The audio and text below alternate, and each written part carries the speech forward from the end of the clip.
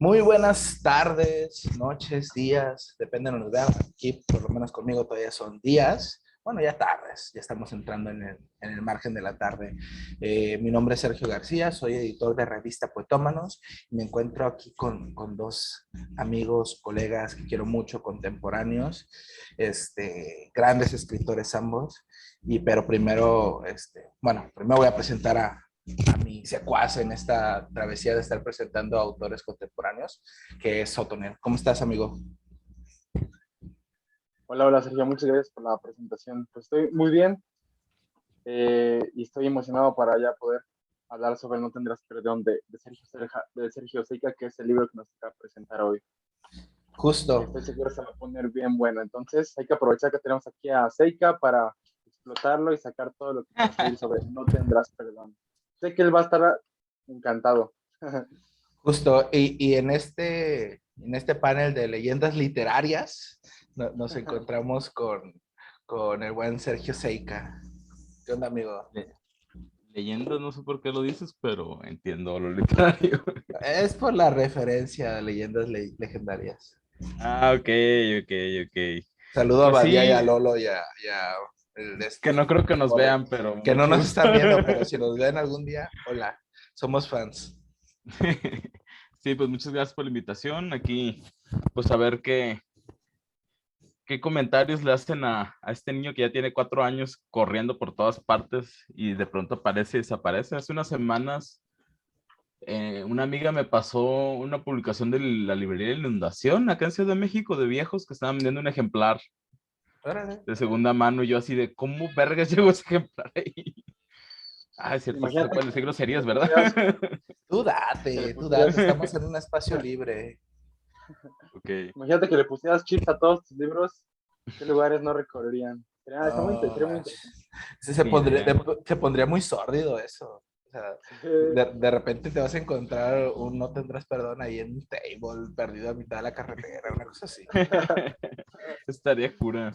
Pero bueno, el libro se está moviendo, está por ahí la ventaja. Ok, eso habla bueno, bastante bien. bueno, pues, Otto, no sé si tú quieras comenzar a contarnos sobre qué va No tendrás perdón. Claro que sí. Gracias por pasarme la palabra, Sergio. Muy bien. Aquí tenemos nuestro No Tendrás Perdón de Sergio Seika. No Tendrás Perdón es una novela corta que plasma la realidad, una realidad que se está viviendo que no se dice normalmente porque está siendo enmascarada por la culpa. Eh, Normalmente, detrás de todo este trasfondo de esta historia, la culpa se muestra como una barrera que no permite, que no permite liberar todo lo que se va arrastrando, pero por otra parte también es algo que une a los personajes que se van encontrando en esta historia. En primer lugar, tenemos a Aurora, que es una chica que es perseguida por un suceso que sufrió en su infancia, en donde ella cometió un acto de violencia a una edad en la que no era consciente de lo que sucedía. Este suceso, que es la muerte de una de sus compañeras de una manera violenta y que queda muy, muy impregnada en su memoria, la persigue. A su vez, en la historia se va encontrando con otros personajes, como sería una que se volverá su amiga, que es Muriel, una chica que se llama Muriel. También tiene una historia detrás en donde eh, sucede en conjunto. Esperen.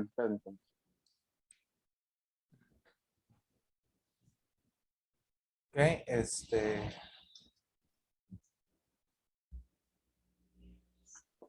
Se cortó un poquito.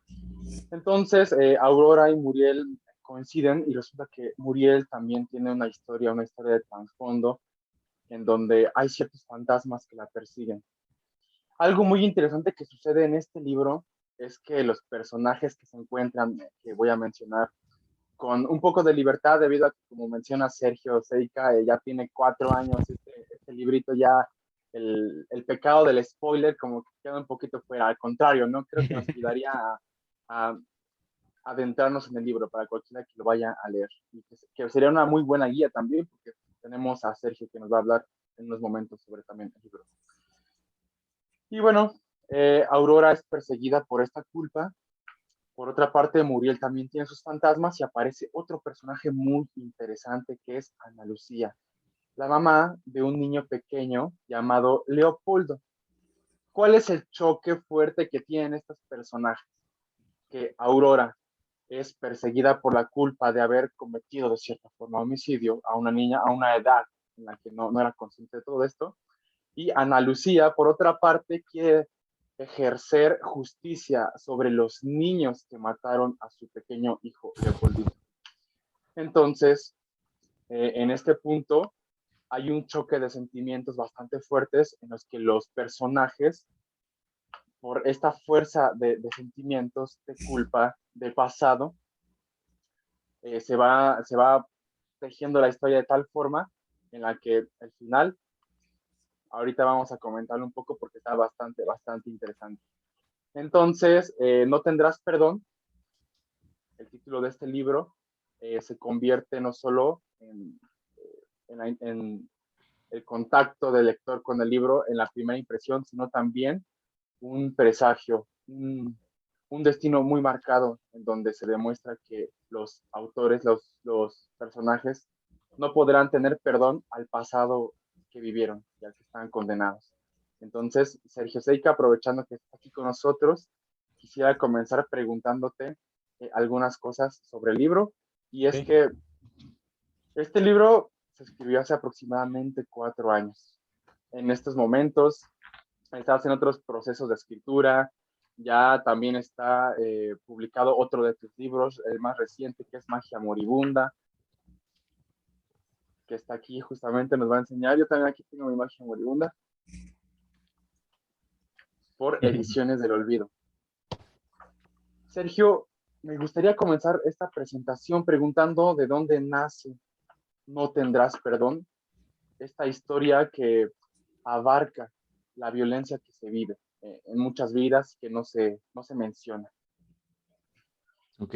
Bueno, No tendrás perdón inicia hace 6 años. Duré 2 años escribiéndolo en realidad. Digo, son 100 páginas, pero son 100 páginas que duraron 2 años. Primero arranca con una idea que era como mucho más pequeña, que era hacer un cuento de una chica que caminaba por una calle y tenía miedo de ver a la gente a las caras. Había algo, un asunto de culpa, ¿no? Y que esta idea nació de una canción que se llama Thousand Eyes de Of Monster and Men, que dice en el coro, yazgo ahí y lo miro todo, es como miles de ojos. Entonces yo sentía que este asunto de los ojos, de sentir ojos encima, tenía algo que ver con la culpa, ¿no? Se cimenta la culpa ahí. Antes de eso yo quería hablar del duelo. El duelo siempre es algo que ha estado muy presente, pero yo creo que hasta que lo materialicé, la culpa en el duelo fue cuando tomó forma, empezó a tomar forma este asunto, ¿no? Y al mismo tiempo, en esa época estaba asistiendo al taller que Eduardo Ruiz Sosa traía en el Cuadrante Creativo allí en Culiacán y estaba intentando empezar una novela sobre dos hermanos, que uno desaparece y el otro lo está buscando en fosas, pero no terminaba de despegar o sentía muy forzado el asunto, ¿no? Eh, yo creo que a lo mejor intentaba tanto imitar la realidad que simplemente fracasaba. Pero cuando aparece Aurora como personaje, me doy cuenta que es un personaje que no necesita, que no puede caber en un cuento nada más. Ya empieza a conectarse con la historia de los hermanos aparecen en No tendrás perdón, pero un poco más de trasfondo. Bueno, también el asunto de las fosas y de los buscadores sí aparece en No tendrás perdón un poco más enfrente, pero empiezan a mezclarse las ideas y empiezan a mezclarse las tramas y empiezo como a hilvanar en base a eso, ¿no? Entonces, digamos que lo que empieza a jalar el hilo es la idea de que Aurora siente una culpa ahí, tiene una fantasma. Dice el Cristian Peña que no es lo mismo un espectro que un fantasma, ¿no?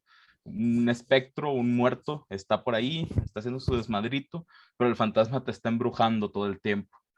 Entonces trae una niña ahí que no la deja en paz en sus sueños y que le reclama las cosas que nuestros muertos siempre nos reclaman, ¿no? Por qué tú estás vivo? ¿Por qué tú continúas vivo? ¿Qué has hecho con tu vida? ¿Por qué mereces seguir estando vivo, no? Y yo creo que de ahí parte No tendrás perdón en ese aspecto, ¿no? La culpa tanto de los hechos que uno genera, de la responsabilidad propia, pues eso es el título, No tendrás perdón, ¿no? como de este otro asunto de sobrevivir a los demás, ¿no? En específico. El libro está dedicado a mis muertos queridos, que es una larga fila de gente que ha fallecido a través de muchos años, entonces supongo que es un sentimiento que muchos podremos compartir en ese aspecto. Justamente esto que mencionas del duelo y de la culpa que se viene manejando en estos dos personajes de Ana Lucía y ay, perdón, ¿cómo se llama? Aurora. De Aurora, gracias. Y Aurora. Me llamó mucho la atención. Hay varios perfiles psicológicos muy interesantes y enfocados a varios trastornos, porque incluso Muriel tiene una especie de vaya, como depresión postraumática o incluso lo podría mencionar como evasión de su misma realidad, ¿no? O esta mitomía, ¿no? Que se miente tanto que empieza a subyugarse en su realidad. A mí me parece muy interesante todo eso y también me llama mucho la atención que tus personajes principales son mujeres, desde una perspectiva femenina, sufriendo como mujeres y sufriendo como roles de femeninos, ¿no? En sociedad, que lo cual lo hace bastante interesante al ser una novela en México, ¿no? Posicionada en una ciudad quizás ficticia, más real que ficticia, pero de México. Ujú. Sí, los perfiles psicológicos en ese aspecto no fue planeado. Yo creo que lo que se ocurre ahí es que, digamos, la idea de desarrollar las tramas o subtramas de la novela nace de choques, ¿no? O sea, tienes a una chica que es Aurora, que es una chica que casi está en mutismo.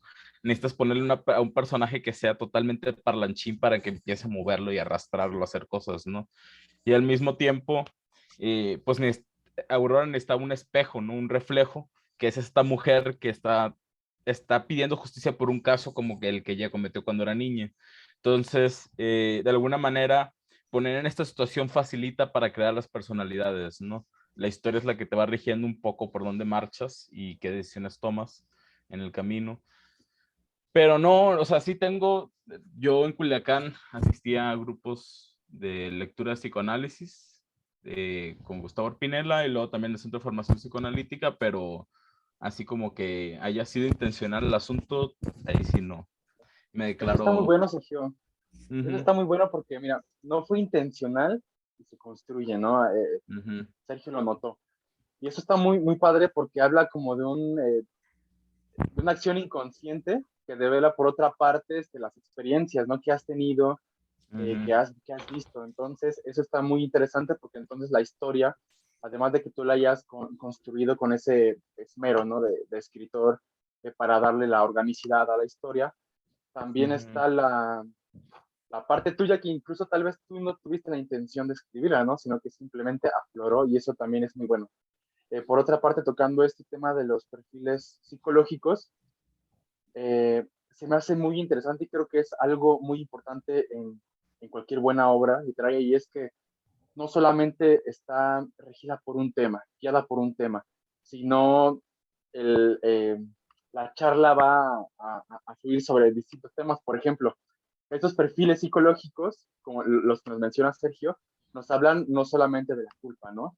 Sino de los actos de violencia que ejercía el novio de Muriel, sería Lázaro, que nos habla también de una realidad en la que las mujeres pues también sufren en ese aspecto, ¿no? Y entonces los perfiles psicológicos de estos personajes nos dan una realidad multifactorial en la que la historia, aunque no que se enfoca en la culpa de Aurora, también nos muestra una realidad que se abre, que se ramifica, y eso es muy bueno también, nos da para analizar, para pensar bastante. Sí, de hecho, volviendo a la otra pregunta que hizo Sergio ahorita, de lo de casi la mayor parte de los protagonistas son mujeres. No fue intencional tampoco. De hecho, creo que alrededor de No Tendrás Perdón y todavía un poco en lo que se sentaba Magia Moribunda y todavía en un libro que va a salir este año o a inicios del próximo, la mayor parte de los personajes son mujeres. Me siento muy cómodo poniendo a los personajes como mujeres, fluyen un poco más. Eh, no hay una decisión consciente. Bueno, la única decisión consciente es que Muriel tenía que ser mujer, porque Muriel estaba basado en una amiga que se llama Reina. Eh, pero de ahí en cabo, yo creo que fue como por añadidura, ¿no? La protagonista, no sé, salió sola, ¿no? Entonces no había mucha bronca. Ana Lucía Batis, ahí a lo mejor hubo un poco de decisión consciente en el sentido de que el tema de las madres que buscan justicia es un tema muy, digo, hace 4 años, hace 6 que empecé, no era un tema todavía El cliché. tan cliché o tan público, pero ya estaba ahí, ¿no? Me acuerdo que una vez, cuando recién me mudé acá a Ciudad de México, todavía estaba terminando el primer borrador de No Tendrás Perdón, y vino un camarada a la FIL, no, a la FIM, a la Feria de Minería, y dice que estando ahí hablando con los otros libreros, que le contaron otra versión de la leyenda de La Llorona, ¿no? Que no es la que conocemos clásica de que la mujer ahoga a los hijos porque la esposa lo traiciona y todo el asunto, sino que es una mujer que vivía con sus hijos en una casita a la orilla de un río. Digo, Ciudad de México es un lago, entonces toda la existencia han corrido corrientes subterráneas y ríos por toda la ciudad, no nomás Xochimilco, ¿no? Con el tiempo la misma urbe las ha ido eliminando. Pero en una crecida del río, el río se lleva a la casa con los niños, entonces la mujer va penando por la orilla del río, gritando, ay, mis hijos. ¿No se acuerdan la canción de La Llorona que dice, Llorona, llévame al río? Entonces, México ya era, y ya tiene mucho tiempo, no es tampoco algo de hace unos años, siendo un país de lloronas, ¿no? De madres buscando a sus hijos, de madres rastreando a sus hijos. Entonces, yo creo que en ese aspecto el personaje de Ana Lucía, pues a lo mejor no fue consciente, pero tiene que ser una mujer, ¿no? Y en ese aspecto eso sí fue un poco más consciente. En Ana Lucía abierto recuerdos de mi infancia, cosas soy hijo único, la relación con mi madre en específico, y cosas que no exactamente ocurrieron, como hay un episodio ahí de una rata que aparece muerta, pero que salen de otras cosas, ¿no? Por ejemplo, yo recuerdo, y creo que, no me acuerdo si lo pregunté a mi madre, pero ella no se acuerda, que cuando estaba niño una rata estuvo a punto de morderme en la cuna, pero no sé, te digo, Es un hay cosas que recuerdo yo de recuerdo, cuna, wow.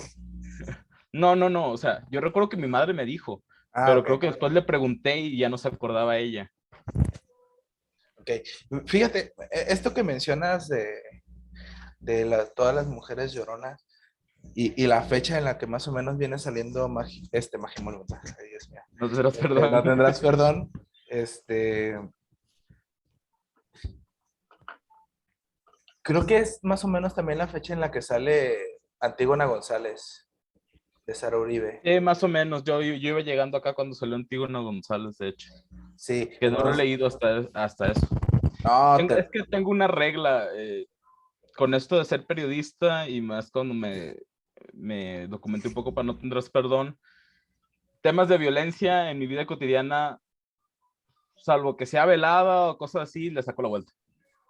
Porque, por ok. ejemplo, cuando recién llegué acá, eh, proyectaron unos documentales que hicieron sobre las madres buscadoras en la Cineteca, que habían participado un periodista de Culiacán que se llama Marcos Vizcarra. Y fui a verlo con el gusto de, ay, pues cosas sinaloenses en Ciudad de México. Y llegué y a los 10 minutos estaba chillando y me largué. Pero es que todavía Sí, estaba duele la patria vista desde afuera. No, pues es que también todavía seguí inmerso en eso, pues, y si te dejas arrastrar, todos los días hay algo, todos los días matan a alguien, todos los días muere alguien, necesitas encontrar un escape de eso, pues, que laboralmente como periodista estás viendo todo el tiempo. Entonces, cuando sales de tu vida de periodista, no quieres ni saber nada de eso, pues. Eso está muy chido, o sea, es evasión, pero está muy chido, porque la otra alternativa, no, sí, la otra alternativa es poner tu barrera emocional Ujú. y ya no me importa, ya no me afecta, y eso es totalmente deshumanizador. Sí, sí, Creo que es sería también muy normalizador. difícil, ¿no? Sería muy difícil porque eh, un arquitecto va a ver la vida con su visión, ¿no? De arquitectura, ¿no? De Ujú. estética. Entonces, el que seas periodista va a hacer que, aunque no quieras, tengas esa visión, esa sensibilidad ante todos esos hechos. Y hablando sobre las madres buscadoras, hay algo que me gustó mucho, pero mucho, mucho, y no sé si tú lo hayas hecho con esta intención que voy a mencionar. Al principio mencionaste de la presentación que para que Aurora comenzara a hablar y comenzara a desarrollarse la historia necesitaba un personaje parlanchín, ¿no? Ujú, En este caso siento que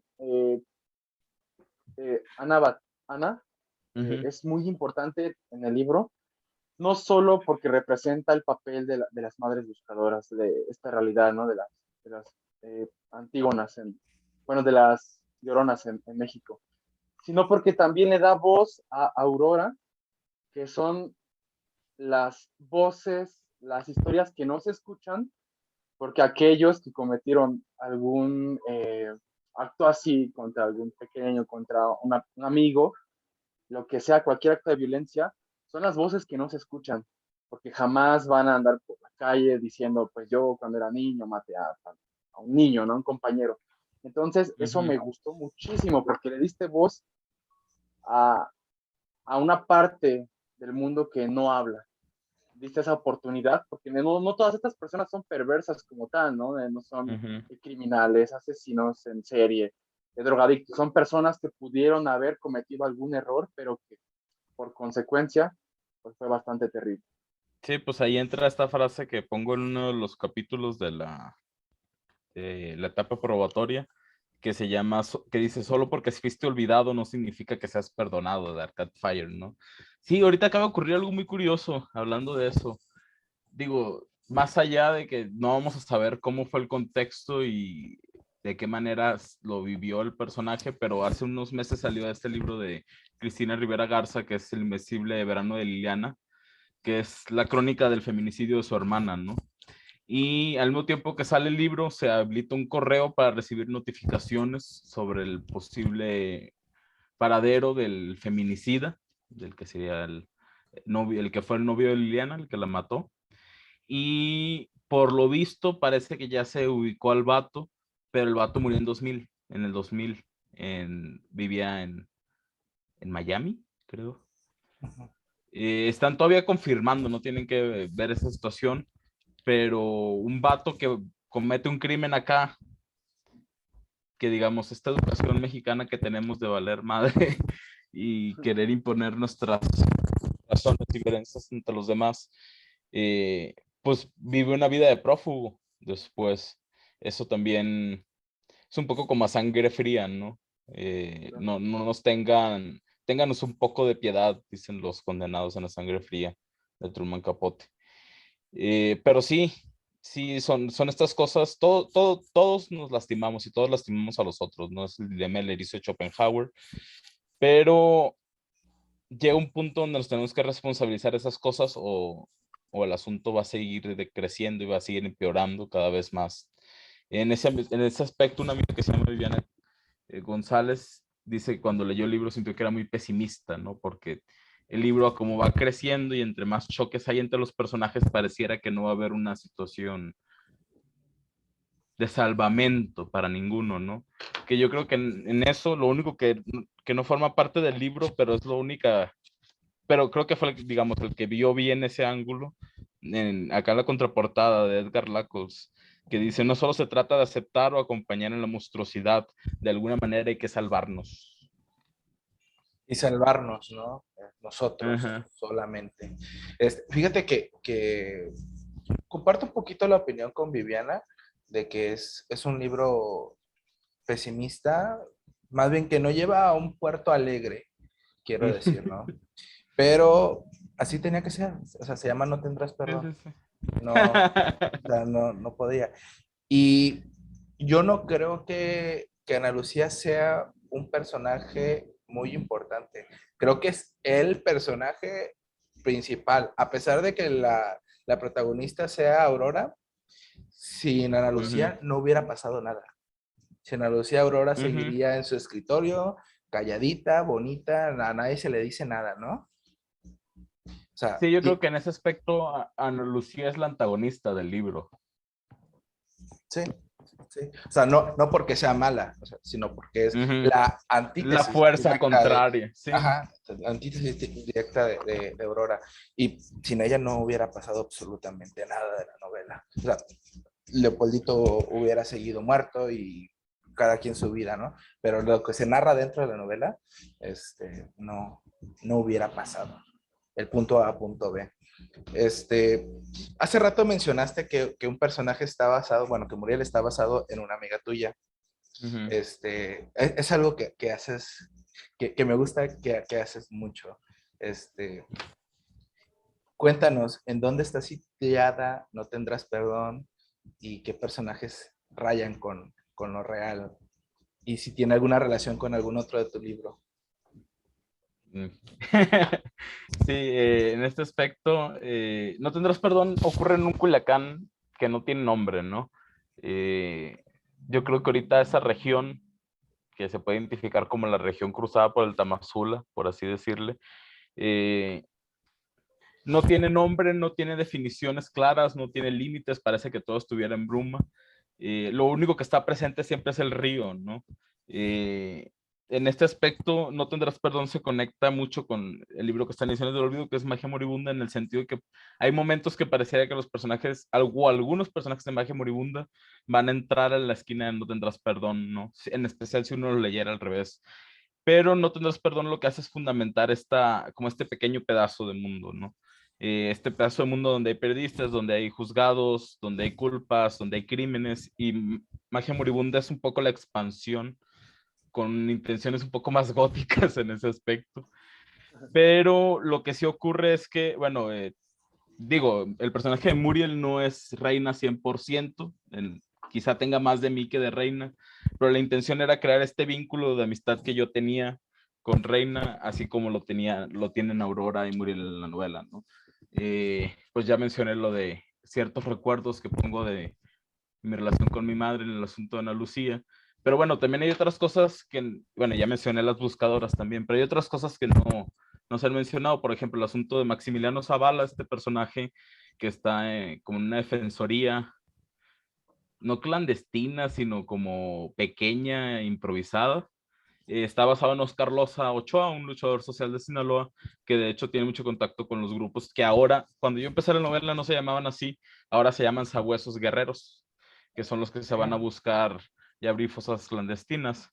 Eh, lo que no queda en la novela, pero sí estaba en los primeros borradores, es que Oscar Loza inicia esta comisión de búsqueda o defensa de derechos humanos. Ya ni me acuerdo cuál es el nombre de la novela y cuál es el nombre de la comisión en la realidad.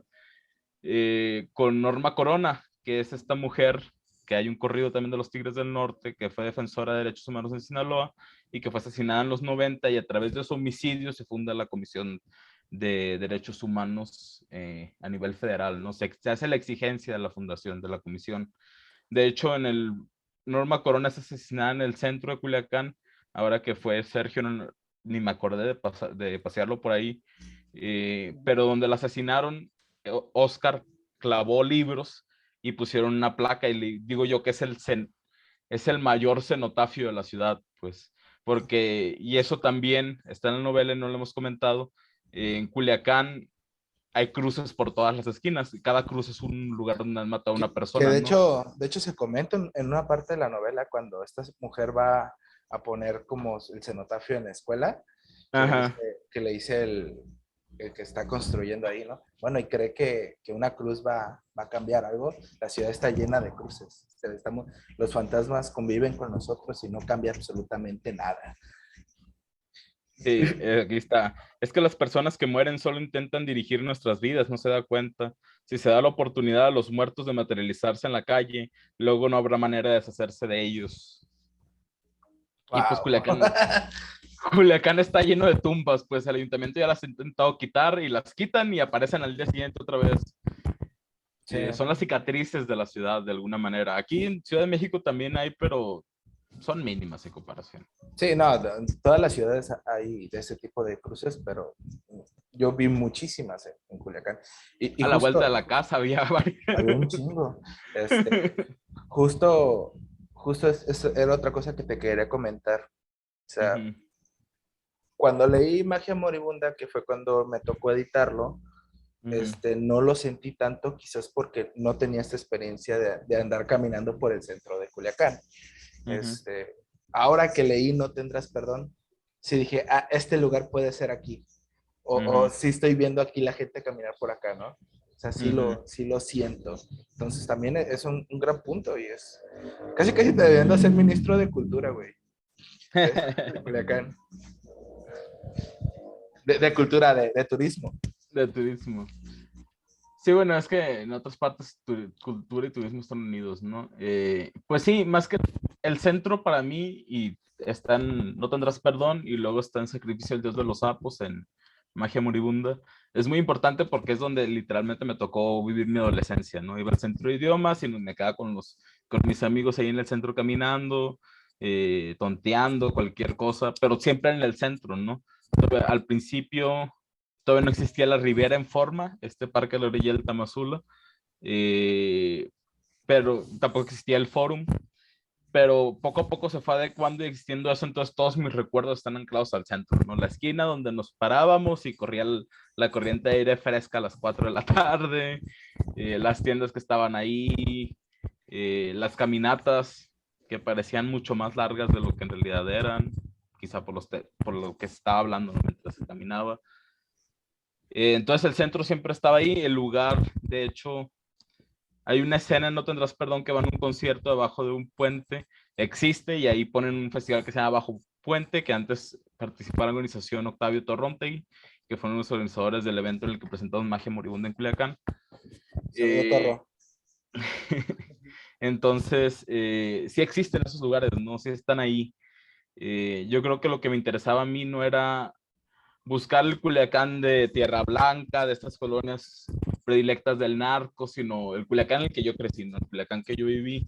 En ese aspecto hay un autor que se llama Miguel Tapia Alcaraz, que también es de Culiacán, pero vive en París, que más o menos la configuración que pone de Culiacán es no la misma, pero digamos tienen más intenciones, tampoco tiene nombre Culiacán, se enfoca en los lugares de su juventud, se enfoca en lugares donde creció, y como que ya es otro tipo de escritura sobre la ciudad, ¿no? En específico. Otto, ¿quieres comentar algo? Sí, claro que sí. Pues acá en la ciudad, por ejemplo, bueno, por lo menos no se siente, ¿no? La inundación de cruces. Entonces, Ujú. para ti, Sergio, que ya fuiste allá, eh, pues a los lugares que Sergio plasma bastante, que Seika plasma bastante bien y No Tendrás Perdón, me imagino que tuviste la oportunidad, ¿no? De sentir la historia como más a flor de piel, y no solo así, ¿no? Sino desde eh, el punto de fuga desde el cual observaba a Seika, que es pues demasiado interesante. Entonces, Seika, cuando escribes No Tendrás Perdón, además de relatar pues todos estos sucesos pues, de violencia, los papeles que cada persona ejerce en la historia, hay dentro de dentro de todo ese afloramiento de sentimientos, eh, una persona a la que quisieras, bueno, a la que hubieras querido entregarle esta historia en especial por haber partido. Pues sí, yo creo que el asunto con Muriel tiene dos vertientes, ¿no? Está la vertiente de Lázaro, pero está la vertiente de Delia, que es la chica desaparecida. Que Claro. la desaparición de Delia, de alguna manera, es como el fin de la juventud, ¿no? Entonces había un amigo, yo tenía un amigo que se llamaba Iram, que también era escritor, que se ahogó en un río cuando teníamos como 22 años y que marcó el final, ¿no? Que más que nada quisiera darle el libro para decirle, hijo de la verga, te moriste, no tienes tu libro, eh, pero el cabrón también también hacía culeradas de pronto, entonces no me sorprende. Pero sí, no sé si en específico dárselo, pero hubiera estado chido compartirlo con él, o sea, compartir la experiencia. Más que Vaya, nada después de entonces, tantos sueños de escribir y publicar, etcétera. perfecto. Este fin de la, ¿cómo mencionaste? ¿Infancia dijiste? ¿O La adolescencia? juventud. Infancia. Fin de la Este juventud, fin de pérdida de la inocencia, todo eso. sí, Ujú. justamente, y creo que es demasiado tajante. No hay experiencia más tajante que llevar una continuidad en tu adolescencia, en tu juventud, en tener la sensación del mundo como podría imaginarse, ¿no? fiestas, divertirte con amigos, estudiar, de repente, de golpe, la sombra de la muerte, ¿no? Se asienta. Esto es algo que debe resaltarse bastante en el libro, porque nos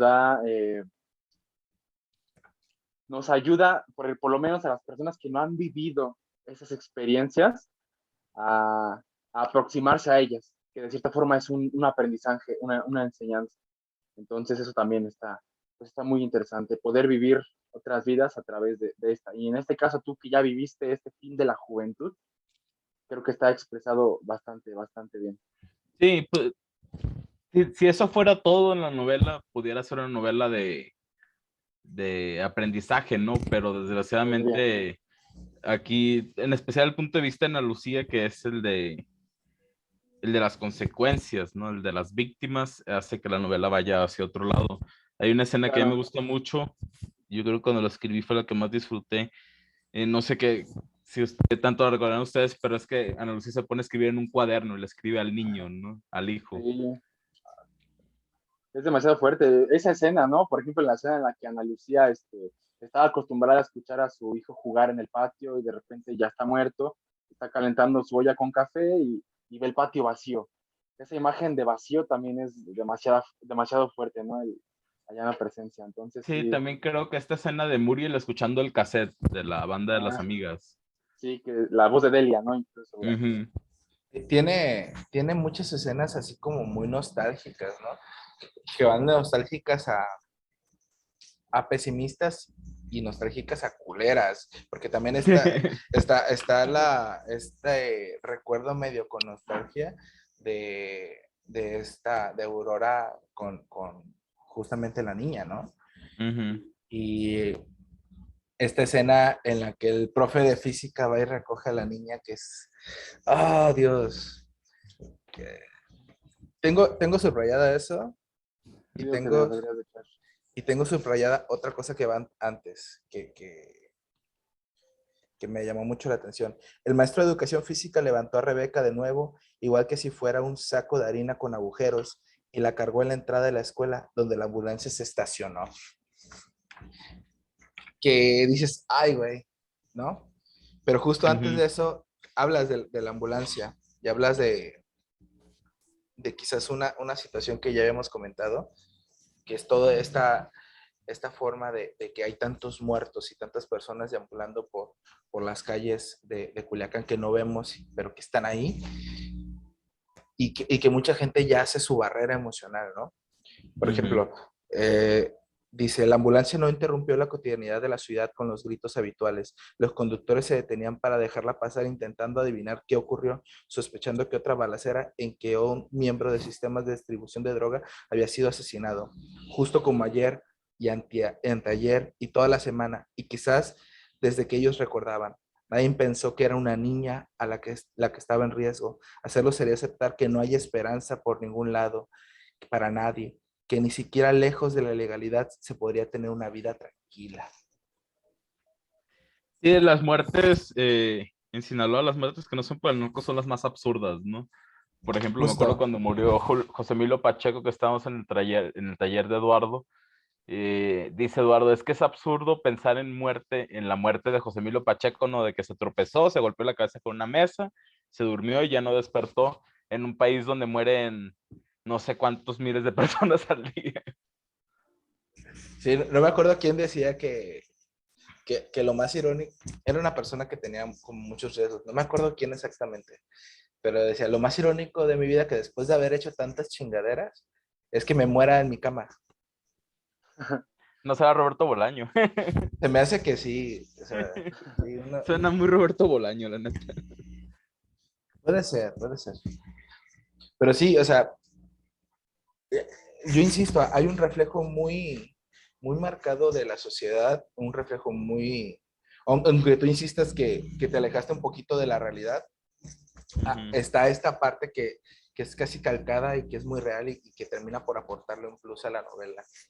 Claro. Y aunque aporta bastante, no, como dice Seika, no es un libro como de aprendizaje y superación, y siento que es justo así como debe ser, porque es como como la muestra cruel en bruto plasmada en la historia, ¿no? ¿Qué más aprendizaje quieres que el mismo dolor ahí plasmado, que la violencia, que la culpa? Ahí está. Es que yo insisto que es un libro de despertar de la inocencia, es Sí. perdón, o de muerte de la inocencia, o de despertar a la vida, ¿no? O sea, como lo es Momo, por ejemplo. No es un libro dulce, Momo. O sea, Pues no. es de esta clase, como son las vírgenes suicidas, también, por ejemplo, ¿no? De Jeffrey Genides.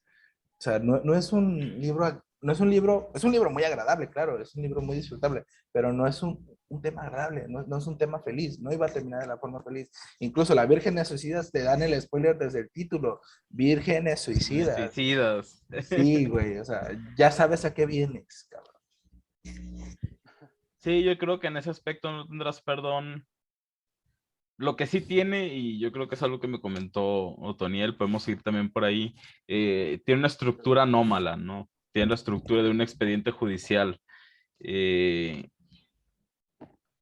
Al principio, como que no se me ocurría así de él, luego de pronto se me ocurrió. eh, bueno, hay una denuncia, en este caso, que es la que abre la historia, o hay un hecho, ¿no? En sí. La denuncia es una formalidad nomás. Hay una etapa probatoria y hay una sentencia finalmente, ¿no? Y la sentencia, a final de cuentas, cae sobre todos los personajes al mismo tiempo. Y Y fuera de en los sí, juzgados, ¿no? y fuera de los juzgados, porque en los juzgados, como dice Gamoneda, ay Dios, ¿dónde está el? Otra es la ley en las estancias donde el miedo habla, ¿no? Sí, de hecho, la idea de cuando estaba estructurando el libro, la idea de poner epígrafes nomás en la etapa probatoria, es porque en los expedientes, cuando tú estás probando algo, tienes que fundamentarlo con otra cosa, ¿no? Si tú estás diciendo que a esta persona le dispararon, tienes que poner un peritaje que diga que recibió un impacto de bala, ¿no? Entonces, en vez de hacer esos peritajes, me agarro de los epígrafes de esta otra gente que ha hablado del duelo y de la injusticia, o de lo que se cree que es la injusticia, porque ahorita hay, digamos, en eso estamos luego muy atrasados, digo, estamos muy atrasados en muchas cosas, pero y seguimos con esta idea griega de que la justicia es darle a cada quien lo que le corresponde, ¿no? Siendo que ahora los teóricos del derecho hablan de otros tipos de justicias. Hay uno que una vez está viendo un artículo que dice que no hay que hablar de la justicia, hay que hablar de la injusticia nomás. Y que a partir de la injusticia se puede perseguir o se puede llegar, de perseguir la injusticia nada más se puede llegar a la justicia, pero no se sabe qué es la justicia en forma, ¿no? Entonces seguimos creyendo que la justicia es nomás dar las cosas a quien lo merecen, ¿no?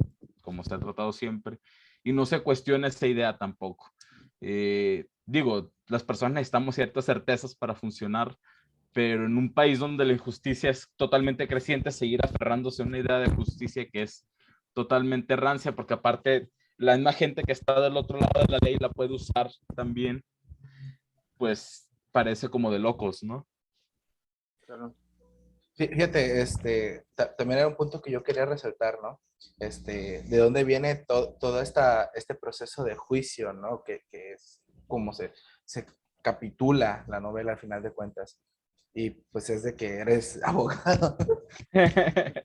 Sí, sí, ya volví al derecho después de muchos años. ¿Cómo se siente volver al derecho después de esta Ah, qué carga de caray. literatura? Ah, qué caray, No, dice. muy raro. Temas Muy delicados. raro porque aparte no es el mismo derecho de Sinaloa o cómo ejercen el derecho allá, cómo se ejerce acá, ¿no? Entonces, acá están todas las formas para hacerlo. O sea, aunque fracase o se logre, es un poco más cercano a lo que uno esperaría en películas gringas sobre abogados y cosas así, ¿no? Y en Sinaloa yo sé que eso no se parece para nada. En No, Sinaloa claro. es una ley al aire, digamos. Pero a pesar de ser bastante al aire, no deja de tener bastante fricción, ¿no? De ser algo muy, también con mucha cercanía a la violencia. Entonces, esto también podemos tocarlo como un punto que nos ayuda a que el libro esté bastante bien eh, escrito, ¿no? Tú realizaste una investigación para poder escribir No Tendrás Perdón, ¿no? Que es como pues normal, pero ya los conocimientos que traías, las experiencias, Sí. las muertes, las muertes de amigos, de personas cercanas, hace que tenga más, que sea más sencillo de poder sentirlo para el lector, por lo menos. Lo que sí hice y fue totalmente consciente es todo lo que lean de derecho en el libro no existe.